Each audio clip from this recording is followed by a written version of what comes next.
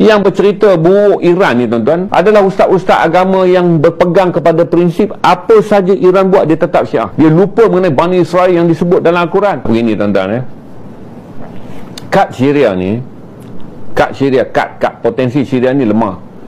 Kerana satu, Syria baru saja dilepaskan sanction. Syria ni daripada 2011 sampailah 2024. Syria ni kena sekatan dengan Amerika. Saya rasa tuan-tuan faham Syria ni kena sekatan. Jatuh papa lah Syria ni.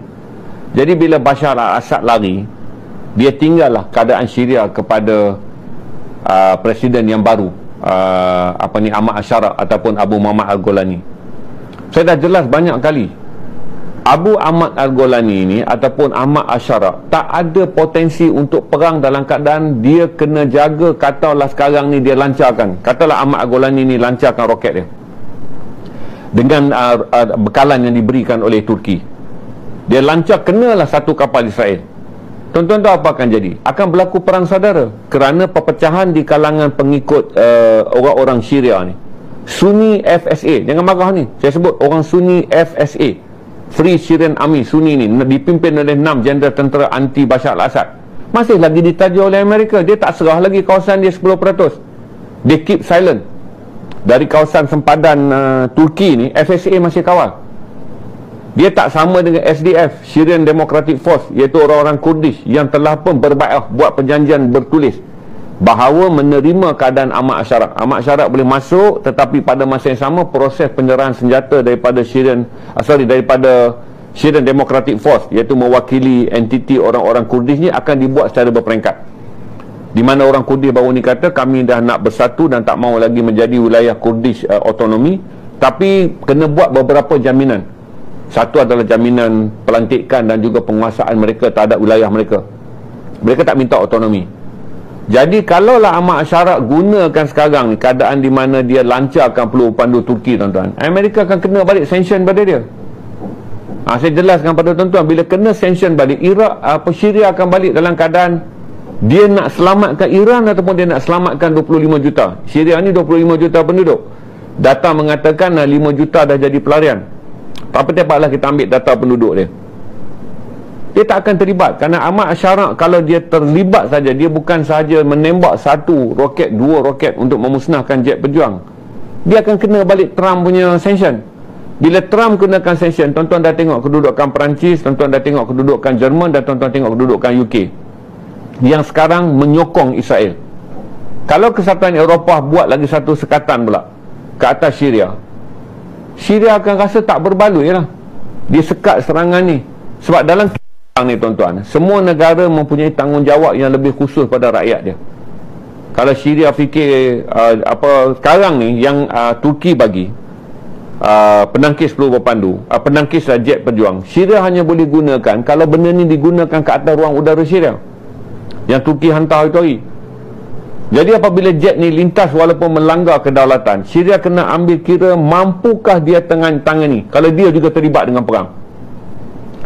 Dia pergi tembak 2 roket, satu adalah Israel akan serang dia balik sebab nak menanti dia perang dengan Syria ni. Israel menanti hari untuk dapatkan Syria. Yang kedua adalah sekarang ni dia dapat bantuan untuk memulakan ekonomi baru dengan Amerika dan memulakan ekonomi baru dengan Kesatuan Eropah. Malah dia memerlukan ketenteraman kerana dia mendapat pelaburan daripada UAE untuk membangunkan semula infrastruktur dia yang dah hancur. Berarti Syria bukanlah sebuah negara yang bersedia untuk perang, kerana dia walaupun dah jadi state actor, sebuah negara lah sekarang, tapi ekonominya lemah, rakyatnya miskin. Maka bagi Syria, kalau dulu Bashar menjadi proksi Iran dan sekarang naik Ahmad Al-Sharaa, dia tak nak 2 kali letakkan Syria sebagai negara proksi. Dulu waktu Bashar, Syria ni adalah zon penampan. Kerana Syria mendapat sokongan daripada Iran di bawah kerajaan Syiah Alawiyah dan juga Syiah Iran. Kerana ambil mazhab lah senang, dia dapat sokongan. Sekarang naik kerajaan Sunni 70%, kerana Syiah Alawiyah ni 27% ya. Naik kerajaan Sunni. Maka Ahmad Al-Sharaa akan berfikir, berbaluikah dia bagi ganggu ruang udara dia semata-mata kerana ini ruang udara berdaulat, tapi pada waktu yang sama dia akan menghadapi serangan bom daripada Israel. Sebab Israel akan pilih untuk serang siapa saja, kerana Ahmad Al-Sharaa dah tengok pattern mereka serang Lubnan, mereka serang Tehran, mereka serang semua tempat. Mereka serang dekat dia tu dah 7-8 kali dah sepanjang dia jadi presiden. Dia tak bertindak balas. Kerana dia tahu ini bukan masanya untuk berperang. Ini bukan masanya. Jadi saya jelaskan pada tuan-tuan, berarti kalau roket yang dibekalkan oleh Turki hanyalah untuk menjaga kedaulatan ruang udara Syria. Kalau Israel serang Syria sekali lagi, L-24 kan, lapangan terbang yang spesifik dan juga beberapa pelabuhan yang ada tu, dia serang, berarti Syria ada sebab untuk mempertahankan diri. Dan sekarang saya jelaskan pula pada tuan-tuan supaya tuan-tuan lebih faham. Ini bukan lagi operasi utama. Berarti hari pertama dan hari kedua Israel gunakan jet ni yang melalui ruang udara Syria. Tapi Iran mengalami kemusnahan adalah daripada operasi ni. Berarti hari ni dah dimaklumkan bahawa kata agensi atom antarabangsa, ambil faham ni, agensi atom antarabangsa mengesahkan 48 jam tiada lagi serangan dibuat ke atas tapak-tapak loji nuklear.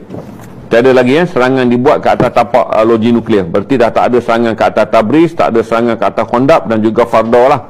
Dan yang paling ni Natan, dah tak ada dah. Tapi serangan diteruskan di atas zon hijau, di mana zon yang saya kata hitam kipas ni adalah zon di mana 11 tapak loji nuklear. Manakala hijau adalah kem-kem tentera yang juga memberi perlindungan kepada kedudukan tentera. Yang mana biru ni adalah zon tentera laut yang belum lagi diserang. Tak ada satu pun bahagian tentera laut yang diserang, sama ada di Shiraz sampai ke Bandar Abbas. Yang diserang bukanlah pangkalan tentera laut tetapi pelabuhan komersial untuk tujuan perniagaan dan ekonomi Iran. Maka apa yang tuan-tuan kata peranan Syria ni, dia tak menjadi agenda utama lah. Dia tak jadi agenda utama. Sekarang ni yang saya kata pada hari 3 dan 4 Iran sedang bertungkus lumus untuk menghadapi apa yang dipanggil Yamas dan juga Yasam yang berada dalam ni. Okey, kita ambil benda yang praktikal. Kita tak nasihatkan Syria untuk terlibat dalam perang ni. Kalau Iran yang sebegini kuat pun dahsyat Tehran dimusnahkan, tuan-tuan fikir apa berlaku pada Damsyik? Dia bukan bergaduh pasal main bola ni tuan-tuan. Minta orang sebelah datang tolong, Kedah lawan dengan Melaka bergaduh. Apa tu orang Perlis datang tolong, kita sama-sama utara. Harimau Kumbang Penang datanglah tolong. Dia bukan macam tu, bergaduh atas semangat kita sama-sama orang utara.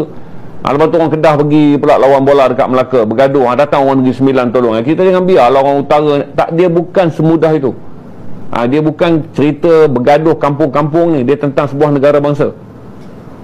Kalau tanya saya sendiri, saya tak galakkan Syria masuk dalam perang ni, kerana kemusnahan yang dialami oleh Syria, kemiskinan, kelaparan rakyat dia tak berbaloi untuk dia menghadapi satu perang yang kemudiannya dia tak boleh tanggung akibat dia. Syria tak boleh tanggung akibat dia. Dan kalau Syria lancar saja perang, berarti Ahmad Al-Sharaa akan terpaksa membayar akibat, di mana suntikan ke atas orang-orang Drus, FSA, Free Syrian Army, yang lama Amerika tinggalkan dalam keadaan terbongkar, kerana si Free Syrian Army ini ditubuhkan oleh CIA. Dia dapat bantuan tentera daripada Amerika 2011. 2015 dia tak dapat jatuhkan Bashar, Amerika jadikan dia pasukan Sposin, tinggal dia dalam terkontang kanting. Turki pula terpaksa tolong. Tapi apabila kalau Ahmad Al-Sharaa terlibat, dan dia satu saya kata tadi kan, Amerika tak perlu buang duit belanja senjata. Dia cuma kata oleh kerana Syria tidak menunjukkan Syria telah menjadi ancaman kepada Israel, dia tarik balik sanction tu.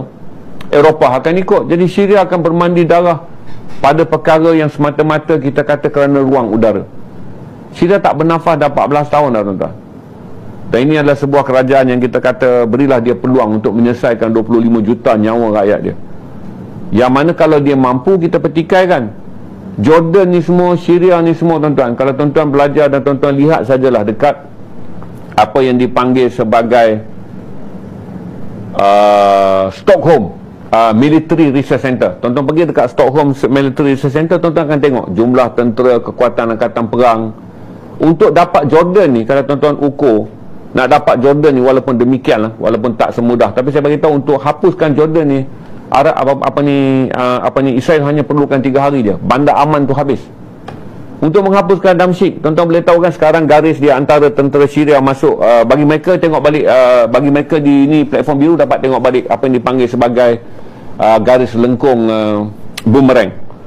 Sekarang 180 km tanah Syria dengan ketebalan hampir 10 km Israel ambil 34 kampung yang ada 40,000 orang Syria. Israel ambil daripada 8 hingga 12 hari bulan Disember. Israel ambil garis lengkung ni. Sampai sekarang tak boleh ambil balik. Syria tak ada kemampuan pun nak menghalang kereta kebal. Ada sebahagian mengatakan 80 kereta kebal, ada data mengatakan sekitar 40 kereta kebal. Israel masuk dan buat banner dekat jarak dia 100 km nak pergi Damsyik. Israel dah duduk 8 hingga 12 hari bulan Disember. Hari ni bulan Jun. Tanah tersebut tetap Israel kata tanah dia, walaupun dia baru curi je. Kalau tanah Golan Heights tak apa, ada perjanjian dia curi daripada tahun 74. Dia tak nak pulang balik sampai sekarang. Dia ambil tanah baru pun Syria tak mampu nak halau keluar, kerana Ahmad Al-Golani ataupun Ahmad Asharak ni menerima nasihat. Kalau kau pilih perang, kau tak akan dapat menyelesaikan masalah perang yang selama begitu lama. Kalau kau pilih perang, kau akan alami perang saudara dia. Dulu kau halau Bashar di atas nama menghalau orang Syiah Alawiyah minoriti 27%. Kalau kau lancarkan pula lagi satu perang dengan Israel, Israel akan sokong pula Syiah Alawiyah pula. Israel akan bagi pula pada SDF. FSA yang Free Syrian Army Sunni pro-Amerika ni akan diaktifkan. Kau tak akan dapat lari daripada hidup dalam perang saudara pula. Jadi Ahmad Syarak pun ada kadang tangan dia yang terikat. Saya jawab itu je untuk tuan-tuan faham. Sebab setiap kali perang, tuan-tuan ada kecenderungan mengata mengapa negara tu tak perang, mengapa negara ni tak perang. Mengapa tuan-tuan tu yang menjadikan, saya bagi tahu kata dalam geopolitik dan juga penstrukturan, kita mesti faham apa yang kata Ibn Khaldun. Pertama, faham suasana negara tersebut, faham suasana geoekonomi dia, faham suasana geopolitik dia. Secara geopolitik, Syria masuk je perang ni akan berlaku perang saudara yang besar di Syria. Kerana tembak 2 biji jet Israel, orang Syria akan berbunuh sama orang Syria kerana kedudukan 4 puak ni, iaitu Sunni majority HTS, Alawiyah bekas kerajaan, kemudian Sunni FSA Free Syrian Army pro-Amerika ni, dan juga puak Kurdish Syrian Democratic Force. Ini semua yang bersenjata, yang kalau Ahmad Syarak pergi goncang tempat orang, tanah air dia sini akan bergoncang. Jadi dia taklah semudah tuan-tuan kata kenapa Jordan tak tolong kenapa dia tak tolong, maksudnya dia tak mampu lah tu. Kenapa Iran perang, kenapa Palestin perang, Iran tolong? Kerana dia mampu. Dia ada senjata, dia ada semangat dan dia bersedia. Tuan-tuan kata negara Arab kaya minyak, pergi cek berapa jet pejuang yang dimiliki oleh Arab Saudi dan juga Qatar. Kedua-dua kombinasi memiliki hanya 40 jet pejuang, bukan jet pejuang F-35, F-15, F-18, Rafale. Jet pejuang Rafale made in Pakistan, made in France. Lepas tu sekarang made in France tu, France keluar yang updated, dia tak nak jual yang updated, dia tak nak datang upgrade ni. Negara Arab ni banyak duit, Qatar ni banyak duit, dia nak beli upgraded version. Perancis tak mau jual. Berarti dia ada beza memahami negara Arab yang kaya tak berperang. Dia kaya duit, dia tak ada senjata. Kerana orang berniaga dengan mereka dengan mengambil kira, beli minyak, senjata jangan jual, kerana mereka kemungkinan akan mengancam Israel. Dan saya dah jelas panjang lebar pada tuan-tuan, kedudukan Eropah mempertahankan Israel adalah untuk menghalang sebarang bentuk kebangkitan Islam, sama seperti Eropah terpaksa hadapi selama 1,300 tahun. Apabila Islam yang pertama dibawa oleh Tariq bin Ziyad dalam buku ni tahun 698, Islam sampai di Andalus. Dan Islam menjadi sangat kuat hinggalah abad ke-15, abad ke-16, bila Ottoman dan Andalus ni menjadi satu empire yang menjajah sepertiga bumi Eropah. Jadi tuan-tuan akan fikir ini sejarah lama, tidak. Eropah akan ingat, kalau bukan kerana kombinasi British dan Perancis menewaskan empire Ottoman pada 1917-1918 dalam Perang Dunia Pertama, bererti Islam masih lagi mempunyai kuasa untuk melancarkan serangan daripada Laut Mediterranean.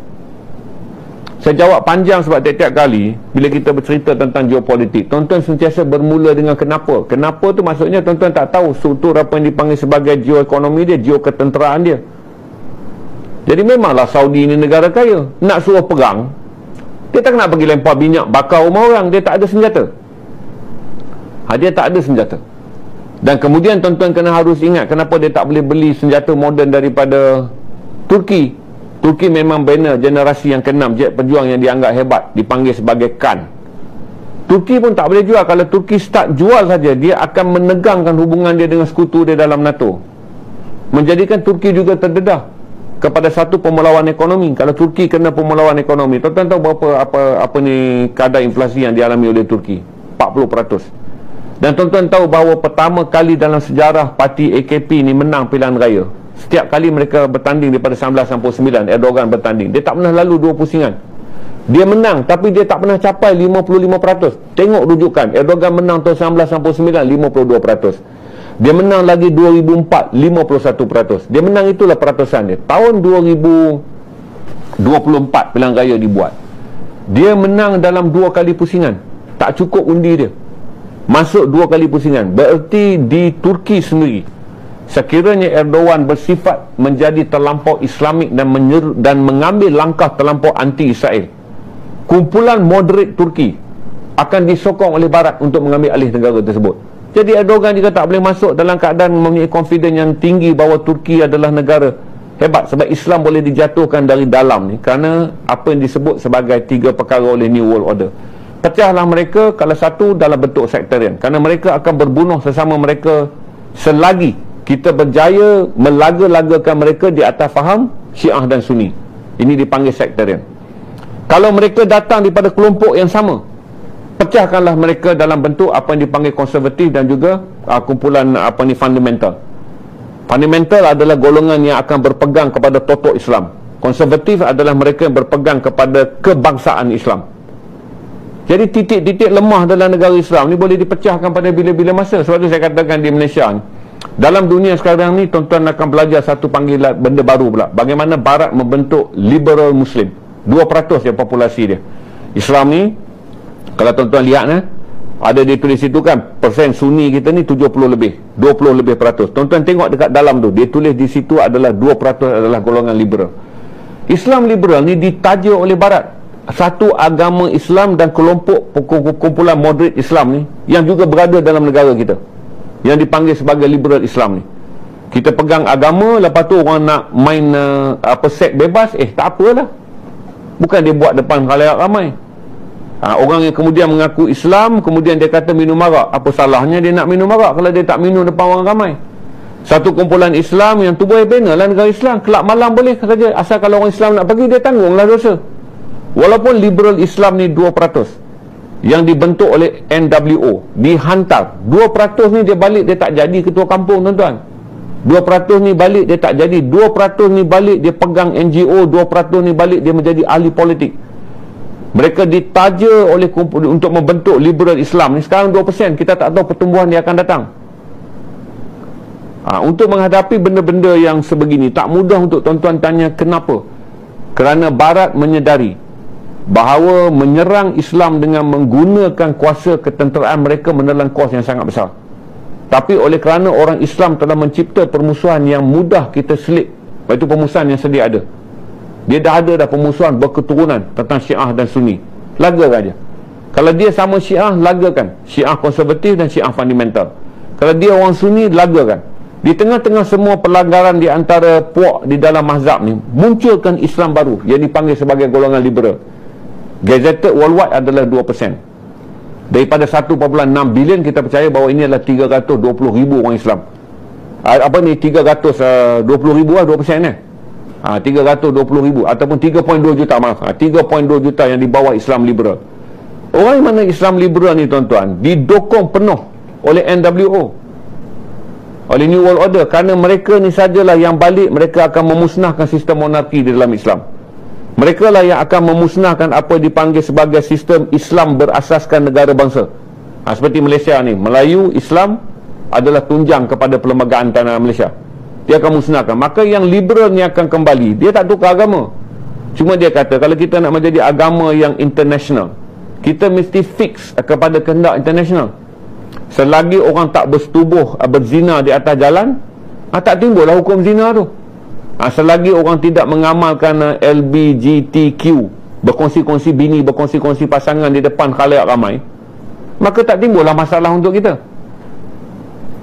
Maka salah satu yang tuan-tuan mesti faham setiap kali tuan-tuan tanya kenapa, dia amat rumit untuk kita jawab kalau tuan-tuan tidak melihat struktur yang sangat terperinci dalam kita mengaji geopolitik ni, iaitu kita tak boleh tanya mengapa semudah itu. Kerana sepayahnya adalah keadaan Islam yang telah pun berpecah dan menjadi agama yang lemah menjelang awal abad ke-20. Munculnya gerakan-gerakan yang menjarakkan lagi, macam saya cerita sekarang lah, bila tuan-tuan pergi tengok yang bercerita buruk Iran ni, tuan-tuan, adalah ustaz-ustaz agama yang berpegang kepada prinsip apa saja Iran buat dia tetap Syiah. Dia lupa tentang Allah sebut mengenai Yahudi laknatullah ni. Dia lupa mengenai Bani Israel yang disebut dalam Al-Quran. Dia masih duk ingat dendam. Ini orang Syiah, penghina para sahabat. Bila kita sebut saja satu lagi mengenai satu negara Turki, dia sebut ini Turki moden, Turki sekular, menjadikan sangat rumit. Maka saya jelaskan pada tuan-tuan, soalan-soalan yang berasaskan pada rasa curiga akan meletihkan kita stream. Saya pun mungkin akan mati atas kerusi ni untuk menjawabkan soalan yang tuan-tuan datang majlis ilmu, kata Imam Ghazali dan juga Imam Syafi'i. Dua orang ni, orang yang akan merosakkan majlis ilmu adalah mereka yang datang dengan bawa ilmu mereka. Soalan tuan-tuan ni ada ilmu, tapi dalam soalan tuan-tuan kena jaga, jangan tanya soalan dalam majlis ilmu kalau tuan-tuan berasa kepada satu. Kata Imam Syafi'i, mereka ini datang dengan penuh rasa kebencian. Dia berdiri, dia ambil hujah agama, dia bawa dalil, dia pakai serban, dia pakai jubah, dia berucap sampai di mimbar masjid atas nama agama, tetapi didorong oleh rasa benci. Kata Imam Ghazali, ini orang yang merosakkan majlis ilmu. Yang kedua, mereka datang kepada kamu di atas dalil-dalil ilmu ni bukan saja dengan rasa benci, dengan hasad dengki. Kalau boleh biar lingkuplah orang tu. Maka saya nak jawab pun susah. Sebab ini bukan kata saya. Saya seorang yang dianggap sebagai terdidik dalam jurnalism. Saya rujuk kepada apa yang disebut sebagai fair comment, komen adil ni. Saya peganglah pandangan Imam Syafi'i dan juga pandangan Imam Ghazali dalam fair comment saya, bahawa kamu akan masuk ke dalam satu majlis di mana di kalangan orang Islam ni akan datang dua golongan kepada kamu. Mereka akan bercerita dengan menggunakan segala hujah agama yang boleh mematikan hujahmu, tapi hujah tersebut datang di atas rasa benci dan hujah tersebut akan datang di atas hasad dengki. Maka abaikan mereka. Maka saya nasihat tuan-tuan, bila tuan-tuan tanya kenapa dan mengapa, ada kalanya kita dengar, kita be triggered sebab kita boleh faham. Tapi saya tak marah lah soalan tadi. Cuma saya jawab, kata Syria tak boleh masuk dalam combat ni adalah kerana keterhadan dan juga apa yang saya sebut, kata dia baru saja mati lemas, dia baru saja lepas daripada CPR. Orang yang dah lemas lepas CPR, jantung dia, aliran darah dia tak betul. Dari Syria bukanlah sebuah negara yang berada dalam keadaan bersedia untuk perang. Itu saya jawab sekali dengan soalan-soalan lain. Saya percayalah Imin, komen naik penuh berterabur kan. Sekarang saya jawab bahawa dalam faham kita ni, saya jawab pada tuan-tuan lah. Bagi berarti kalau tuan-tuan datang di bawah fundamental, tuan-tuan datang di bawah konservatif, tuan-tuan datang di bawah sektarian, pencelagahan mazhab ni, saya nak jawab pun jadi payah. Sebab ini 1300 tahun dah kita tak selesai perkara ni sejak berlaku krisis Saidina Ali, perang Siffin, daripada zaman orang Muawiyah. Saya nak bertanggungjawab di atas permusuhan yang lama pun saya menjadi sangat rumit. Maka saya melihat pada fakta hari ini, tuan-tuan lihat yang ke depannya macam mana. Saya rasa saya jelas kan, bila tuan-tuan masuk dalam majlis, tuan-tuan akan tanya kenapa, mengapa kan. Maka tuan-tuan balik tanya pada diri tuan-tuan dulu, apakah aku ni orang yang sepatutnya membersihkan diriku seperti mana nasihat Imam Syafi'i dan juga nasihat Imam Ghazali? Nak tanya soalan pun pastikan dulu aku tanya kerana aku ada rasa syak, aku ada rasa hasad dengki. Kalau aku ada rasa syak, rasa hasad dengki, ditegur oleh imam kita sendiri dalam mazhab Syafi'i ni, bahawa kita adalah orang yang merosakkan majlis ilmu.